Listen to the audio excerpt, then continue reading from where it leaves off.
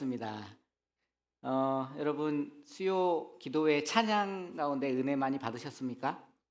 네, 저는 이 도시 가운데 참 이런 찬양팀이 어떻게 세워질 수 있나. 네, 깜짝깜짝 놀랍니다. 올 때마다. 그래서 그냥 바라기는 우리 이 찬양팀의 앞으로 이 하나님께서 어떻게 사용하실지 모르겠지만 이 도시 가운데 하나님을 예배하는 자들이 더 세워지고 찬양하는 자들이 더 많이 늘어나는 귀한 일에 우리 찬양팀들이 쓰임 받았으면 좋겠어요. 우리 한번 박수 한번 하실까요? 하나님이 계속 성장시키실 것이라 믿습니다. 네, 여러분 오랜만입니다. 네, 반갑습니다. 교회 사랑 기도회로 모인다고 제가 소식을 듣고 참 반가웠습니다. 제가 예전에 그 목사님 뵀을 때 아마 설교 때도 제가 소개를 했던 것 같긴 한데 플로리다에 있는 웨스트 팜비치라는 곳에 있는 크라이스트 펠로우십 처치 그 교회에서 제가 그 교회를 방문했는데 사실 시설적인 부분이나 어떤 여러 가지 프로그램적인 거에서도 도전을 많이 받았지만 가장 크게 받았던 건 바로 이 교회에서 하는 행사 때문이었습니다. 제가 방문했던 날 이 교회에서 했던 행사가 허트포드 하우스라고 하는 행사였어요. 교회 한번 사진 볼까요? 교회 사진 보면 플로리다는 그 바닷가가 예쁜 곳입니다. 그래서 이렇게 야자수가 심어져 있는 곳에 교회가 세워져 있는데 이 교회가 이래봬도 미국에서 10대 교회 안에 드는 엄청 큰 교회이기도 합니다. 이 크라이스트 펠로십 교회 딱 문을 열고 들어갔는데 로비에 이 장면이 나왔어요. 이거는 우리의 마음이다. 이게 뭘까? 그래서 제가 물어봤어요. 오늘 무슨 특별한 행사가 있습니까? 그랬더니 우리 교회는 1년에 한 번씩 매년마다 이 교회 사랑 기도회랑 똑같은 겁니다. 허트포더 하우스라고 하는 행사를 합니다. 번역하면 집을 위한 마음이죠. 여기서 말하는 집, 하우스의 의미는 하나님이 거하는 집, 바로 교회를 의미합니다. 교회를 위한 마음을 모으는 주의를 이 교회가 지키고 있었던 거예요. 그리고 제가 교회를 쭉 탐방하고 투어를 했는데 이게 어른 예배에서부터 어린아이 예배까지 동일한 주제로 동일한 설교 본문으로 예배를 드리더라고요. 그래서 물어봤어요. 그럼 매주 담임 목사님과 동일한 설교를 하느냐? 아니래요. 이 날만 한대요. 왜냐하면 교회를 사랑하는 마음이 먼저이기 때문이라고 저한테 그렇게 설명을 했습니다. 내 교회를 사랑할 수 있는 사람이 이웃교회도 사랑할 수 있고 나아가 세계교회를 섬길 수 있다. 이런 말씀을 하시더라고요. 제가 그 말에 되게 감동을 크게 받았던 기억이 있습니다.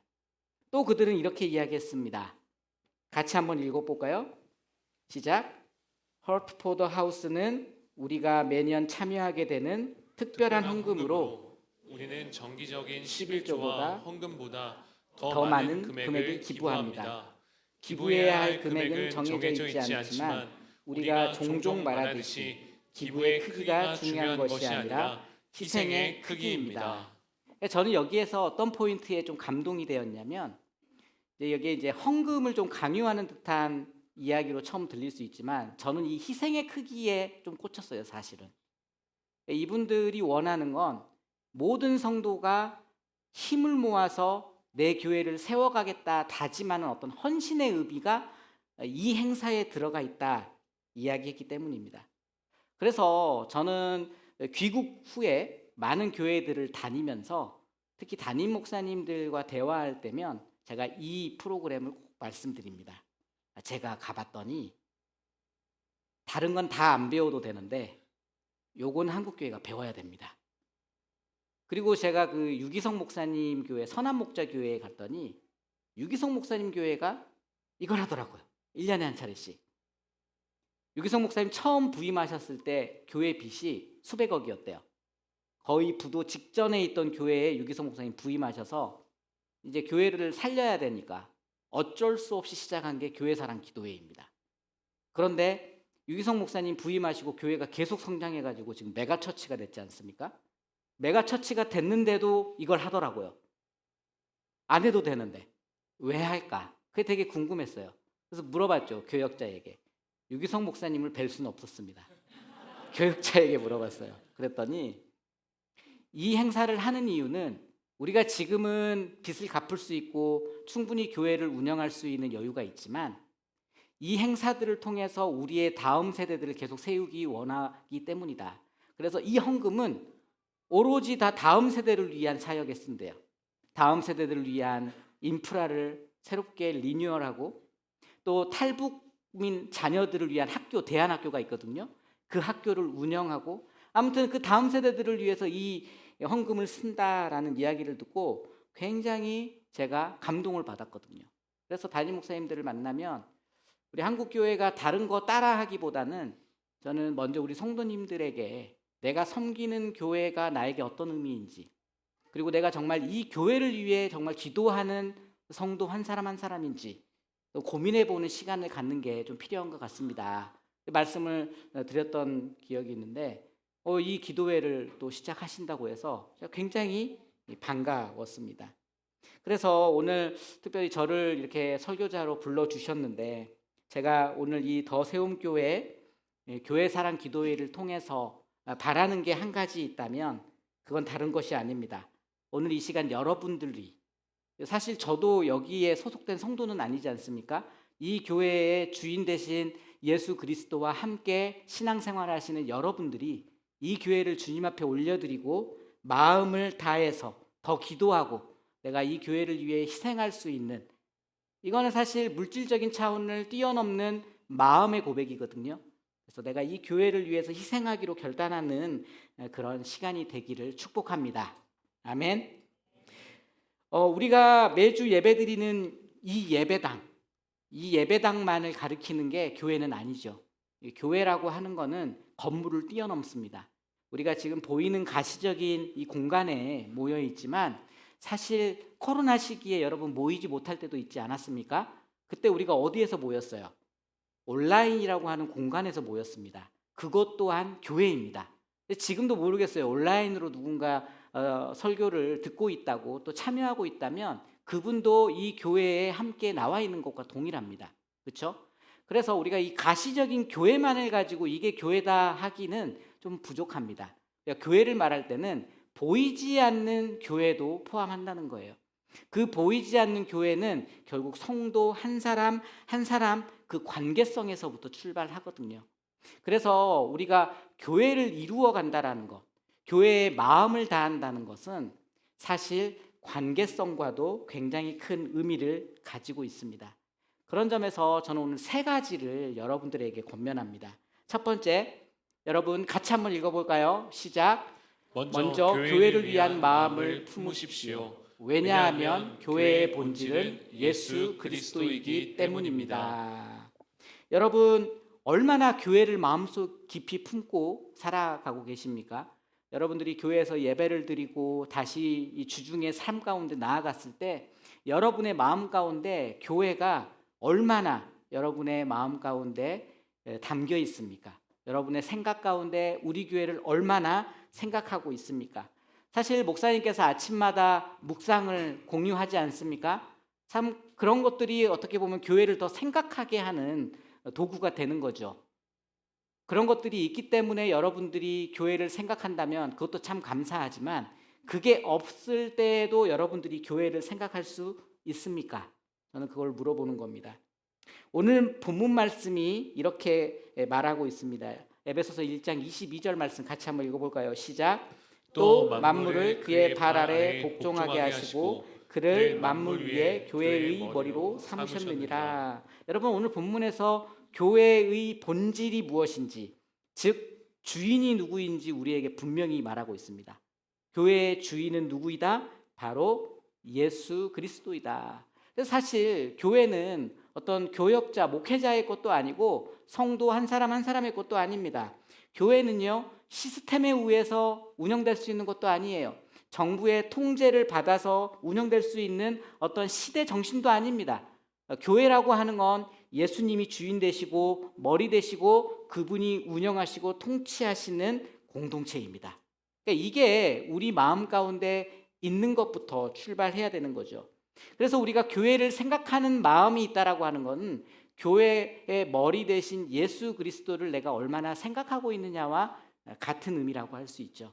그래서 여러분들 여러분들께서 더 세움 공동체를 마음에 품고 살아간다라고 하는 건 예수 그리스도와 동행하는 삶을 살아가고 있다라는 것과 동일선상에서 우리가 이해할 수 있습니다.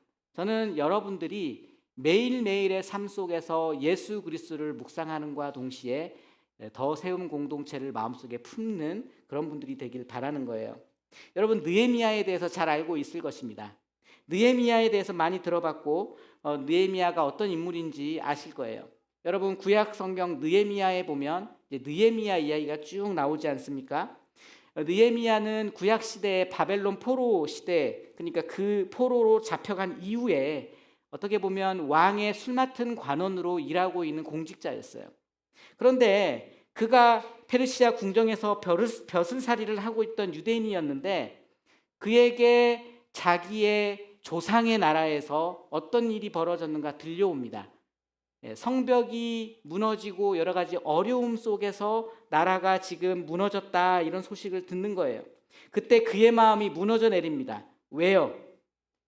나의 조상들이 살았던 그 고향에 아픈 일이 벌어졌기 때문이에요. 그런데 사실 생각해 보면 느헤미야랑은 전혀 관련 없는 땅입니다. 느헤미야는 포로기 이후에 이곳에서 태어났어요. 그래서 사실 그 예루살렘이라는 땅은 그냥 모른 채 하고 살아갈 수도 있습니다. 그럼에도 불구하고 느헤미야 마음 가운데 느헤미야의 마음을 울렸기 때문에 오늘 본문에서 느헤미야가 어떻게 보면 오늘 본문이 아니라 느헤미야 2장에 보면 느헤미야가 그 소식을 들고 통탄하며 울었다라고 하는 이 본문이 등장하는 겁니다. 왜 느헤미야가 그 소식을 듣고 애통하는 마음을 가지고 눈물을 흘렸을까? 여러분, 그것은요, 마음이 감동했기 때문입니다. 누군가 시켜서 그렇게 하는 게 아니에요. 내 마음속에 애통하는 마음이 흘러나왔기 때문에 그가 애통해할 수 있었고, 이 나라를 위해서 내가 무엇을 할 수 있을까 고민할 수 있었던 것입니다. 그때 하나님께서는 느헤미야에게 무너진 예루살렘을 위해서 무엇을 해야 할지 지혜를 주시는 거거든요. 그래서 느헤미야가 예루살렘으로 갑니다. 하나님의 참 그 극적인 인도하심에 의해서 예루살렘으로 가고 그 땅에 가서 유다 백성들에게 하나님의 비전을 선포하는 거예요. 그게 느헤미야 2장 17절에서 18절에 나옵니다. 같이 한번 읽어볼까요? 시작. 우리가 당한 공경은 너희도 보고 있는 바라. 예루살렘이 황폐하고 성문이 불탔으니 자 예루살렘 성을 건축하여 다시 수치를 당하지 말자 하고 또 그들에게 하나님의 선한 손이 나를 도우신 일과 왕이 내게 이른 말씀을 전하였더니 그들의 말이 일어나 건축하자 하고 모두 힘을 내어 이 선한 일을 하려 하매. 여러분, 느헤미야가 유다 백성들에게 하나님의 선한 도우셨던 그 어떤 간증의 이야기를 전했을 때 놀라운 일이 일어났다는 거예요. 지금 무너진 성벽 가운데 아무런 희망을 찾을 수 없는 상황 가운데 백성들이 일어나서 성벽을 재건하는 일에 참여하자라고 반응을 했다라는 겁니다. 제가 좀 전에도 이야기했지만 느헤미야는요, 술 맡은 관원장, 그러니까 고위 공직자입니다. 페르시아라고 하는 그 지역에서 그냥 편안하게 살 수 있어요. 나 신경 쓰지 않고 거기에서 정부의 일을 하면서 그냥 안정된 직장을 다니면서 살아갈 수 있어요. 그런데 그가 애통하는 마음을 이 하나님께서 주신 이 마음을 받고 예루살렘에 가서 그 재건하는 일의 선봉 대장이 된 겁니다. 여러분, 이거는 누가 시킨 게 아닙니다. 그 마음 속에서 우러나오는 거예요. 저는 Heart for House라고 하는 마음이 바로 이 마음이라는 걸 여러분들에게 말하고 싶습니다. 여러분, 느헤미야 얘기를 통해서 우리가 생각해 볼 수 있는 건 우리의 마음의 문제라는 거예요. 누가 시켜서 생긴 마음이 아니라 정말 하나님을 신뢰하고 하나님을 바라보았더니 그 하나님을 바라보는 과정 가운데 하나님 성령님께서 뜨거운 감동을 주시고 나에게 마땅히 해야 할 바를 알려주셨다. 이게 바로 오늘 느헤미야가 성벽을 재건하기 시작한 동기였다라는 거예요. 여러분, 교회를 사랑하는 마음, 예수 그리스도를 향한 마음이 있는 사람에게는 결코 이런 일이 일어나게 되는 겁니다. 여러분, 예수 그리스도를 사랑하고 예수 그리스도를 생각하는 사람에게는 교회에 무너진 곳들이 보이고 내가 무엇을 해야 될지가 보이는 거예요. 왜냐하면 교회의 머리 대신 예수 그리스도를 그들은 외면하지 못하기 때문입니다. 여러분, 예수 그리스도의 몸이 무너져 버렸는데, 여러분, 예전 예루살렘은 하나님께서 다윗을 통해 하나님의 성전을 건축해 하셨고, 그 성전은요 하나님의 임재가 있는 곳이었습니다. 하나님이 머무는 공간이었어요. 그들에게는 굉장히 중요한 상징적인 장소였던 거예요. 그런데 그곳이 무너져 버리고 지금 민족이 빼앗겨 버리고 지금 민족이 쫓겨나와 있는 상태에서 다시 성벽이 다 무너져 내렸다는 소식을 들은 거예요. 그러니까 하나님의 집이 무너져 내렸다고 하는 이 소식에 느헤미야가 반응할 수밖에 없었던 것입니다. 성벽의 재건은 그래서 마음에서부터 출발하는 거라는 걸 우리는 여기서 보게 됩니다. 결국 마음이 움직일 때 손이 움직이는 거고, 그 손이 움직여야 성벽이 하나씩 하나씩 쌓여가는 거예요. 여러분, 교회를 사랑한다는 것, 그래서 그것은 마음을 품는 것이 먼저입니다. 저는 이 더세움교회가 이 김천 땅에 세워졌다라고 하는 건 하나님께서 이 도시를 사랑하시고 이 도시 가운데 하나님의 통치를 실현하기 위해서 이 교회를 세우셨다고 믿습니다. 그래, 누군가는 우리에게 말할 수 있어요. 맞아요. 하나님은 좋으신 분이에요. 예수님은 선한 분이에요. 나는 예수님은 좋습니다. 그런데 교회는 싫어요. 여러분, 그런데 사실은 이건 당신은 좋은데 당신 몸은 싫어, 이런 표현과 똑같은 겁니다. 우리가 예수님을 사랑하잖아요. 그런데 어떻게 예수님께서 핏값을 주고 사신 교회를 사랑하지 않을 수가 있겠어요? 그래서 우리가 생각해 봐야 하는 건 결국 마음만을 가지고 교회를 사랑할 수는 없습니다. 우리의 몸과 마음이 함께 갔을 때 그것이 진정한 사랑이 됩니다. 여러분, 마음과 몸은 늘 함께 움직입니다. 내 마음이 무거우면요, 내 몸의 컨디션도 안 좋아요. 내 몸이 아프면 내 마음도 병들기 시작하는 겁니다. 여러분, 몸과 마음이 다르면 어떤 일이 벌어지는지 아십니까? 내 생각과 내 몸의 반응이 다르면 우리는 불안감을 느낍니다. 두려움을 느껴요. 왜냐하면 내가 속이고 있는 거거든요. 우리는 이런 원리를 통해서 우리가 교회의 동일한 본질, 교회의 원리를 파악해 볼 수 있습니다. 몸만 다니는 교회가 아니라 함께 마음이 머무는 교회가 될 때 그게 바로 진정한 예수 그리스도께서 원하시는 성도의 모습일 줄 믿습니다. 그래서 여러분, 우리가 우리의 마음을 점검해야 됩니다. 나는 더 세움 공동체를 향한 몸과 마음이 하나인 사람인가? 예배에 몸과 마음이 집중되어 있는가? 사실 이 수요 기도회에 나오신 분들은 찐 아니겠습니까? 교회를 위해서 지금 기도하겠다고 나오신 분들이라서 이렇게 많이 나올 줄 몰랐어요. 나는 더 세움 공동체에 진정으로 연결된 사람인가? 우리가 이 고민을 반드시 해야 된다는 거예요. 여러분, 우리가 진정 하나님을 사랑하고 예수 그리스도를 주님으로 모신다면 교회를 위한 마음을 가질 수밖에 없다. 그걸 꼭 기억하셨으면 좋겠습니다. 이게 바로 예수님의 마음이고, 우리가 그래서 기도할 수 있고 우리가 무너진 부분을 찾으면서 그걸 다시 재건해 나갈 수 있는 거예요. 이게 바로 주님을 사랑하는 자의 반응 아니겠습니까? 여러분, 교회를 위한 마음을 품으십시오. 두 번째는 우리가 교회를 위한 마음을 품어야 하는 이유, 두 번째, 왜냐하면 읽겠습니다. 시작. 왜냐하면 교회는 곧 우리이기 때문입니다. 제가 설교 전에 1시간 정도 촬영을 하고 왔거든요. 그래서 지금 목이 많이 탑니다. 에베소서 1장 23절 말씀 보면요, 이렇게 말씀합니다. 교회는 그의 몸이니 만물 안에서 만물을 충만하게 하시는 이의 충만함이니라. 여러분, 교회는 예수 그리스도의 몸입니다. 몸이 뭐예요? 몸은 하나입니까? 두 개입니까? 세 개입니까? 하나죠. 그러나 사실 몸은 세부적으로 나누어져 있어요. 손도 있고 발도 있고 무릎의 기능도 있고 손가락의 기능도 있습니다. 눈썹의 기능도 있어요. 손톱의 기능도 있습니다. 그러니까 몸은 하나이지만 이 몸은 각 지체로 연결되어 있다는 걸 우리가 알 수 있어요. 그런데 이 몸이 연결되어 있다는 걸 어떻게 또 알 수 있느냐? 여러분, 제가 요즘에 운동을 열심히 합니다. 배가 많이 나와서 집에서 아내가 가만두지 않아요. 운동을 안 하면 뭐라고 합니다. 그래서 제가 요즘에 열심히 운동을 하는데, 운동을 하니까 근육통이 막 와요. 근데 근육통을 제가 경험을 해보니까 근육만 아픈 게 아니더라고요. 제 머리가 아파요. 제 몸이 이 고통을 느끼더라고요. 여러분 이해하십니까? 여러분 손 칼에 베어 보셨습니까?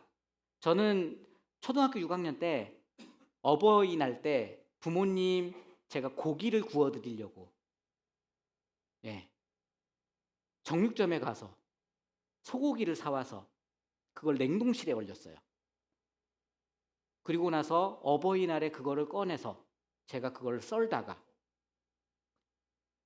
더 이상 하면 안 될 것 같은데, 그래서 제가 병원에서 봉합수술을 했습니다. 네, 그래서 다행히 붙었어요. 여러분 그때 얼마나 아팠냐면 머리 끝이 세워지더라고요. 통증 때문에. 그러니까 제 온 몸이 반응을 하는 거죠. 칼로 베이니까. 똑같은 거 아니겠어요? 여러분 그런 경험 있으십니까? 여러분 뭐에 찔려 보신 적 있으십니까? 찔린 게 이 찔린 부위만 아픈 게 아니잖아요. 온 몸이 그걸 전율을 느끼는 거거든요. 여러분 몸은 연결되어 있기 때문입니다. 각자 역할이 달라요. 그러나 각자 역할이 다르지만 분명히 연결되어 있습니다. 하나의 존재이기 때문이에요. 교회가 그렇다는 겁니다. 여러분 한 명 한 명 한 명이 모여서 더 세움 공동체를 이루었어요. 그래서 사실 더 세움 교회 하면 하나의 교회이지만 각자의 성도가 여러분의 교회를 지금 이루어가고 있는 겁니다. 그래서 여러분 우리가 똑같은 사람은 없어요. 한번 옆 사람 바라보세요. 똑같이 생겼는지. 너무 놀라지 마시고. 예. 여러분 우리는 똑같은 사람 없습니다. 그러나 다 다르지만 다 다른 우리가 모여서 하나의 공동체를 만들어가고 있는 거예요. 그래서 누가 기쁘면요, 기쁜 거예요. 누가 기쁘면요, 배 아픈 사람 있나요? 그럼 그 공동체가 아닌 거죠. 그거는 몸이 아닌 거예요. 여기가 지금 고통스러운데 와, 나 행복한데? 그러면 이거 뭔가 문제가 있는 거죠. 우리가 연결돼 있고 한 몸이라고 한다면요, 기쁠 때 같이 기쁜 거고 울 때 함께 우는 게 바로 그게 몸입니다. 누군가 지쳐 있으면 누군가를 위해서 기도하고 그를 위해서 손을 내밀 수 있는 여유, 바로 그게 교회이고 몸된 그리스도의 공동체라는 말이에요. 그런데 이게 얼마나 이상적입니까? 여러분 함께 울고 웃는, 함께 걸어가는 공동체 우리는 다 지향하고 꿈꿔요. 그런데 현실이 어떠냐는 거예요. 현실이 그렇습니까? 옆 사람에게 한번 물어보세요. 그렇습니까? 부부인데 서로 쳐다보지도 않으면 지금 무슨 상황일까요? 한번 얼굴 좀 쳐다봐 주시죠. 네. 예, 여러분 현실은요 그렇지 않습니다. 우리는 조용히 혼자서 나만의 신앙생활을 하기 원해요. 공동체에 깊이 속하지 않고 누구에게 기대지 않고 그냥 외롭더라도 혼자 그 길을 걸으려고 하는 겁니다. 아파도 혼자 그냥 그 아픔을 이겨내려고 하는 거예요. 왜 그럴까요? 도대체 왜 그럴까요? 이게 현대인의 특성이라서 그런 겁니까? 아닙니다. 여러분, 사람은 누구나 외롭습니다. 사람은 누구나 두려움을 느껴요. 그래서 하나님께서 창조하실 때부터 남자와 여자를 창조하셨고 가족 공동체를 주셨고 더불어 살아가라고 우리를 만드셨다는 거예요. 단순히 바빠서도 아니고 성격이 달라서도 아닙니다. 그건 어쩌면 창조 이후에 우리 안에 들어온 죄의 문제, 여전히 치유되지 않는 아픔들이 우리에게 있기 때문입니다. 두려움이 있기 때문이에요. 그러니까 기대를 해요. 내가 이 공동체 가운데 인정받고자 하고 내가 뭔가 위로받고 싶고 여기에서 내가 이야기를 꺼내서 도움을 받고 싶은데 두려운 거예요. 괜히 내가 나섰다가 상처받을까 봐. 내가 괜히 손 내밀었다가 거절당할까 봐. 여러분 우리가 마음을 열었다가 상처를 받았던 경험이 있기 때문에 마음을 열지 못하는 겁니다. 사람들에게 다가갔다가 더 외로움을 느꼈기 때문에 사람에게 다가가지 못하는 거예요. 그러다 보니까 공동체를 보지 못하고 나도 모르게 공동체 가운데 들어가지 못하고 담을 쌓게 되는 겁니다. 누가 어떤 일이 벌어졌는지 돌아볼 틈이 없는 거죠.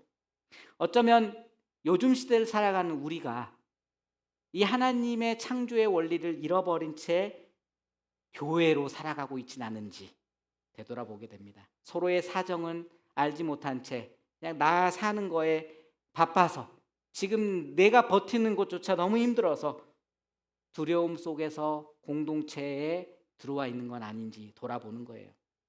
그런데 사실 이거는 해결할 수 있는 유일한 방법은 예수 그리스도밖에 없거든요.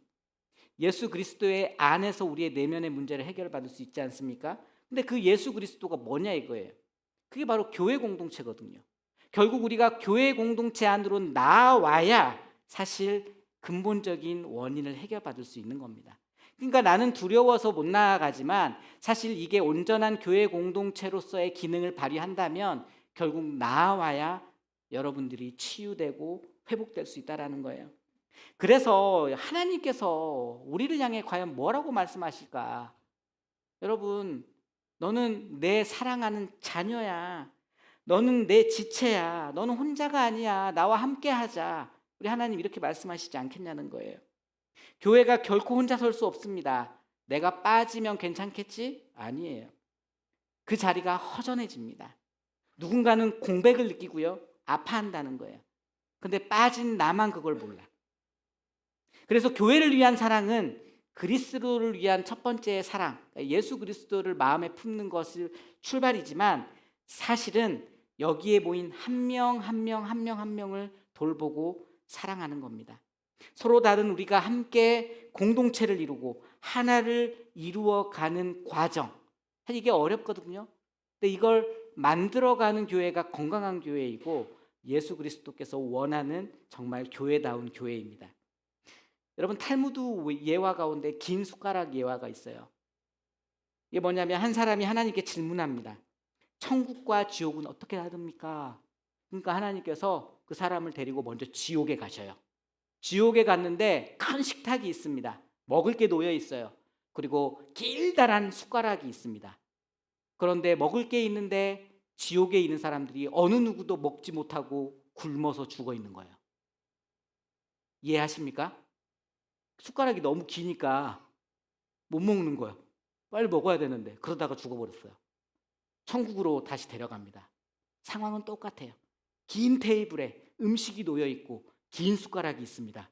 그런데 그 천국에는 사람들이 다 살고 있는 거예요. 밝은 빛을 띠면서 너무 재밌게 살아가고 있는 거예요. 근데 음식을 먹는 거예요. 어떻게 먹었을까요? 그렇죠. 먹여주는 거예요. 여러분 지옥과 천국의 차이 간단합니다. 나만 바라보고 나를 위해 사는 사람과 옆에 있는 지체를 바라보고 지체를 위해 살아가는 사람과의 차이일 뿐이에요. 저는 탈무드 예화가 굉장히 중요한 지점을 우리에게 설명하는 것 같아요. 이유는 단 하나죠. 함께 돕고 나눌 때 온 공동체가 살아나는 놀라운 경험을 할 수 있다. 여러분 그들은 긴 숟가락에 서로의 음식을 담아서 먹여주고 있었던 겁니다. 자신을 위해서 쓰려고 했을 때는 아무 쓸데없는 거였지만 내가 다른 사람을 위해 사용할 때는 그게 생명 살리는 도구가 되더라. 이 이야기는 교회 공동체에 바로 적용합니다. 각자가 받은 은사가 있어요. 역할이 있어요. 시간이 있습니다. 물질도 있어요. 그런데 이게요. 내가 다 쓸 수 있을 것 같잖아요. 여러분 그런 것 같아요? 쓸 수 없습니다. 결코 혼자 쓸 수 없어요. 여러분 이거를 내가 다 쓸 수 있을 거라고 생각하지만 써보십시오. 그렇게 써도 우리는 공허함을 느끼고 두려움을 느끼고 내면의 결핍을 가집니다. 그런데 이거를 함께 더불어서 사용하면요. 그 안에서 누리지 못했던 하나님의 놀라운 충만함이 우리 가운데 채워지는 거거든요. 그래서 교회는 나 혼자가 아닌 우리입니다. 결국 우리로 살아갈 때 우리가 교회가 되는 거고 그 교회가 건강한 교회가 되는 겁니다. 그거는요. 여러분 가족 공동체에도 동일하게 적용이 되고 그냥 여러분들의 소모임에서도 동일하게 적용되는 거예요. 저는 여러분들이 나를 뛰어넘어서 옆에 있는 한 사람 한 사람까지 생각하는 공동체가 되시기를 축복합니다. 옆에 있는 사람에게 한번 말해볼까요? 우리는 연결되어 있습니다. 우리는 연결되어 있습니다. 당신은 나에게 소중한 존재입니다. 당신은 나에게 소중한 존재입니다. 마지막입니다. 교회를 위한 마음은 세상을 향한 마음입니다. 여러분 같이 한번 읽어볼까요? 왜냐하면 시작. 왜냐하면 교회는 세상을 충만하게 하기 위해 존재하기 때문입니다. 여러분 우리가 읽었던 에베소서 1장 23절 말씀 보면 교회는 그의 몸이니 만물 안에서 만물을 충만하게 하시는 이의 충만함이니라 이렇게 설명합니다. 교회가 좋아요. 교회가 우리 몸으로 이제 각 지체가 소중한 거 알았어요. 그러나 그의 몸이 하는 역할에 대해서 그 다음에 이렇게 기록합니다. 교회가 그분의 충만함이다. 만물 안에서 만물을 충만하게 한다. 충만하게 한다가 뭐예요? 차고 넘친다라는 의미 아니겠습니까? 그러니까 오늘 본문에서는요, 교회를 설명하지만 교회가 어떤 방향으로 흘러가야 하는지를 명확하게 설명하고 있다는 거예요. 하나님께서 이 세상을 당신의 교회를 통해 채우기 원하신다. 바로 이게 하나님의 마음입니다. 그저 채우는 게 아니에요. 흘러 넘치는 거예요. 성전에서 강이 막 물이 흘러 넘쳐서 온 땅을 적셔가듯이 이 김천에 세워진 더 세운 공동체를 통해서 막 충만함이 막 나오는데 그거는 막을 수가 없는 거예요. 내가 꾹꾹 누른다고 해서 그게 막혀지는 게 아니에요. 이 도시를 가득 채워버리는 거죠. 여러분, 그분의 충만함으로 그분의 나라가 이 땅 가운데 구현되고 그분의 통치가 이 땅 가운데 이루어지는 것, 우리가 꿈꾸는 세상 아니겠어요? 창세기 1장에 하나님께서 창조하시고 이렇게 말씀하셨습니다. 27장 28절 같이 한번 읽어봅시다. 시작. 하나님이 자기 형상 곧 하나님의 형상대로 사람을 창조하시되 남자와 여자를 창조하시고 하나님이 그들에게 복을 주시며 하나님이 그들에게 이르시되 생육하고 번성하여 땅에 충만하라. 땅을 정복하라. 바다의 물고기와 하늘의 새와 땅에 움직이는 모든 생물을 다스리라 하시니라. 여러분, 생육하고 번성하여 땅에 충만하라. 땅을 정복하라. 모든 생물을 다스리라. 이게 무슨 뜻입니까? 무슨 의미입니까? 이거는 하나님의 질서, 하나님의 방법으로 이 땅을 채워가라라는 거 아니겠어요? 하나님의 은혜, 하나님의 통치로 이 땅을 다스리라는 거 아니겠어요? 하지만 오늘날 우리의 살아가는 세상을 한번 보자고요. 어떻습니까? 하나님의 통치로 가득 채워진 세상이 맞습니까? 여러분, 이 김천 혁신도시 기차 딱 타고 내리면요, 아름답게 세워진 도시가 보여요. 얼마나 아름답습니까? 계획도시 아니겠어요? 모든 것이 정리되어 있고 깨끗하게 계획된 공간들이 여기에 지금 우리의 눈앞에 있습니다. 그런데 조금만 더 깊이 들어가 보면 여전히 이 도시는 흙먼지가 날리고 있고요, 여전히 공사 중입니다. 지난 장마에 도로가 움푹 패여 있는 곳도 있고 시스템이 불안정해서 오류가 생겨난 곳도 있고, 여러분, 우리가 살아가는 이 수많은 기업과 사무실 가운데 여러 관계는 여전히 뒤틀려 있는 거예요. 지금 우리는 깨끗한 신도시에 모든 것이 계획되고 정리되었다고 생각하지만 사실 우리가 살아있는 곳이 그렇지 않다라는 거예요. 그러니까 하나님께서 왜 창세기 1장 27절 28절을 통해서 사람에게 사명을 주셨냐 이거예요. 바로 하나님의 통치가 깨어진 도시는 아무리 계획을 세우더라도 아무리 잘 만들더라도 그 부족함이 여전히 드러날 수밖에 없다라는 거죠. 그러니까 내가 너희를 통해 이 도시를 하나님이 다스리는 곳으로 다시 세우겠다 말씀하시는 겁니다. 그럼 이 사명을 누가 감당하는 거예요? 산타클로스 할아버지가 갑자기 와가지고 선물 주고 가는 겁니까? 아니면 슈퍼맨이 갑자기 등장해가지고 모든 걸 다 바꾸는 거예요? 아닙니다. 하나님은 하나님의 형상대로 창조된 인간을 통해서 일하십니다. 그래서 예수 그리스도께서 우리 그 하나님의 창조된 인간을 다시 회복시켜 주신 거예요. 핏값 주고 교회를 세우신 거고 여러분들을 이 자리에 세우시는 겁니다. 그래서 그 사명은, 이 김천 혁신도시에 주어진 하나님 나라의 회복의 사명은 누가 감당하느냐? 따라해 봅시다. 바로 나. 바로 나. 여러분이 감당하시는 거예요. 여러분이 해야 하는 겁니다. 머리 대신 예수님과 함께 몸을 이루고 있는 더 세움 공동체가 이 역할을 감당해야 된다라는 거예요. 그래서 결국 머리 대신 예수님을 사랑한다는 것과 그 몸 대신 각 지체를 사랑한다는 것과 그리고 이 도시를 사랑한다는 건요, 여러분 하나입니다. 떨어지는 게 아니에요. 예수님 사랑한다는 사람이 옆에 성도를 돌아보지 않을 수 없고요. 옆에 성도를 돌아보는 사람이 이 도시를 안타깝게 여기지 않을 수 없다라는 거예요. 여러분, 제가 예화 하나 또 들어보겠습니다. 어떤 공사장의 공사소장이 이제 열심히 공사를 하고 있어요. 재개발 지역이어서 아파트가 세워지고 있습니다. 공사 현장 어때요? 맨날 뭐 두드리고 깨고 소리 나고 뭐 먼지 날리고, 소장은 빨리 공사 끝나고 나 내 집으로 가고 싶다, 이 마음을 가지고 열심히 공사를 하고 있습니다. 그런데 어떤 아이가 가방을 메고 매일 그 공사 현장을 지나가면서 멀뚱멀뚱히 그 건물을 1, 2분 지켜보고 가는 거예요. 그러니까 공사소장이 하루는 그 아이를 붙잡아서 물어보는 거예요. 애야, 뭘 그렇게 보고 있냐? 왜 여기 와서 보고? 빨리 가라, 위험하다. 그러니까 그 아이가 이렇게 이야기하는 거죠. 여기는 곧 우리 집이 세워질 곳이니까요. 저희는 아직 집이 없어요. 그런데 엄마가 저에게 이야기하세요. 곧 우리 집이 생겨. 너 방도 생긴다. 좋은 부엌도 생길 거야. 곧 집이 생겨. 아이는 그 소리를 들으니까 지금은 지어지지 않았지만 앞으로 지어질 집을 바라보기 위해서 그 공사 현장을 지나가는 거예요. 그 소장이 그 소리를 듣고 깜짝 놀란 거예요. 나는 먼지 날리고 소음으로 가득한 이 공사 현장이 빨리 끝나서 내가 이곳을 떠나고 싶다 생각했는데, 이 아이에게는 이게 떠나고 싶은 공간이 아니구나. 빨리 그날을 기다리는 공간이구나. 완성될 그날을 기다리는 공간이구나. 여러분, 무슨 말이에요? 이 아이에게는 자신의 집이 지어지고 있었다는 걸 의미합니다. 자신의 집이 지어지고 있기 때문에 이 아이는 이 공사 현장이 소음 가득하고 먼지 날리는 공간이 아니라 바로 내 집인 거예요.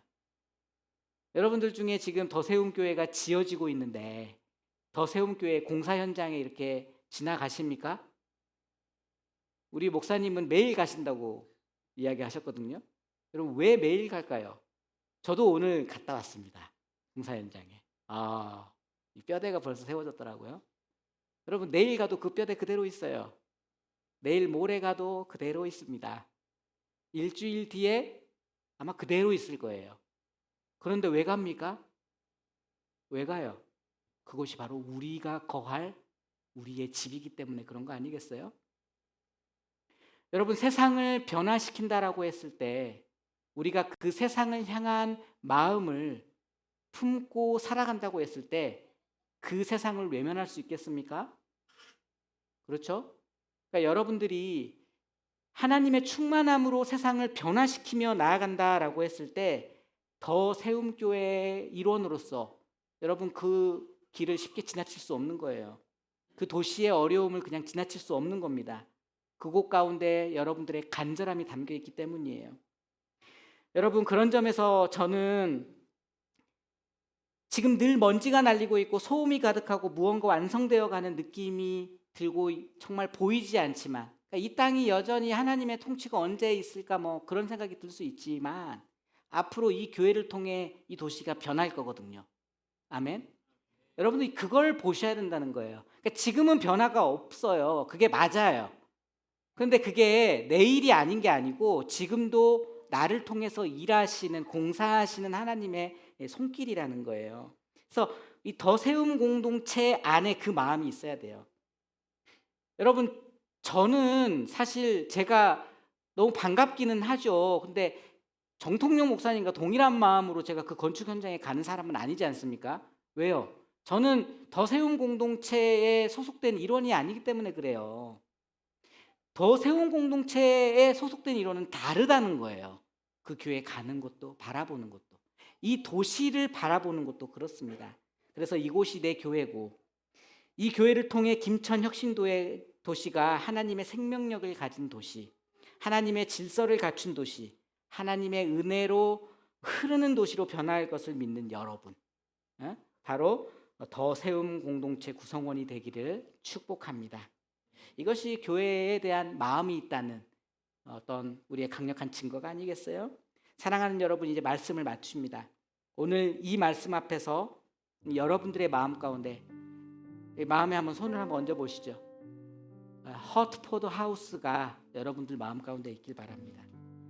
우리가 더 세움 교회를 사랑할 수밖에 없는 이유는 더 세움 교회의 본질이 예수 그리스도이시고, 더 세움 교회를 이루어가는 것이 바로 나 자신이고, 결국 더 세움 교회를 통해 김천 혁신 도시가 변화할 거기 때문입니다. 그래서 우리 이렇게 고백해야 되는 거예요. 따라합니다. 나는 더 세움 교회를 사랑합니다. 더 세움 교회를 사랑합니다. 나는 더 세움 공동체를 사랑합니다. 더 세움 공동체를 사랑합니다. 나는 나는 이 도시를 사랑합니다. 이 도시를 사랑합니다. 이 마음으로 여러분 충만케 되는 여러분의 하루가 되길 축복합니다. 우리가 이 시간 함께 찬양하며 나아가겠습니다.